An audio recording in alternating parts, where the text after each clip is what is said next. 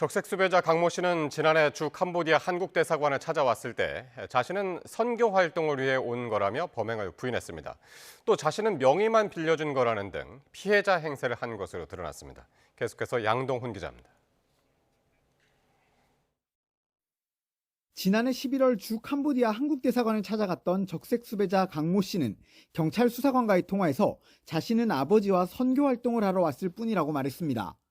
범죄에 연루돼 조사가 필요하다고 하자 오히려 명의를 빌려줬다가 피해를 본 거라고 주장했습니다.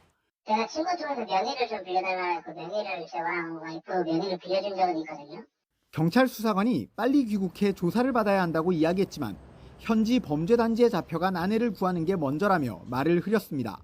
그래서 가고 싶어도 갈 수 있는 상황이 아니기도 하고요. 제가 일단은 제 와이프랑 만나서 얘기를 해보고. 이후 대사관을 떠난 강 씨는 경찰 수사관에게 다시 전화를 걸거나 카카오톡 메시지를 보내며 소통을 이어갔습니다. 그러면서 실제 피싱 범죄에 가담한 조직원들을 알고 있다며 몇 사람의 신원을 제공했습니다.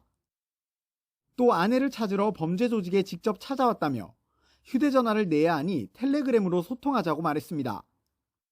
강 씨는 이후에도 몇 차례 더 경찰 수사관에게 연락하다 잠적했는데 경찰은 조직의 총책인 강 씨가 조직원들의 신상을 넘기며 자신은 범죄와 관련이 없는 것처럼 보이려 한 것으로 의심하는 걸로 전해졌습니다.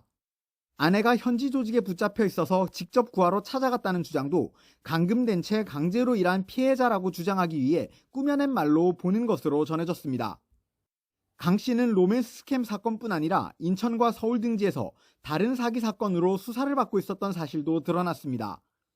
법무부는 올해 상반기 캄보디아 당국에 강 씨 부부에 대한 범죄인 인도를 청구했지만 이번 송환에는 포함되지 않았습니다. 최근 캄보디아 법무부 차관을 면담한 법무부는 강 씨 부부의 송환을 거듭 강하게 요청한 것으로 파악됐습니다. YTN 양동훈입니다.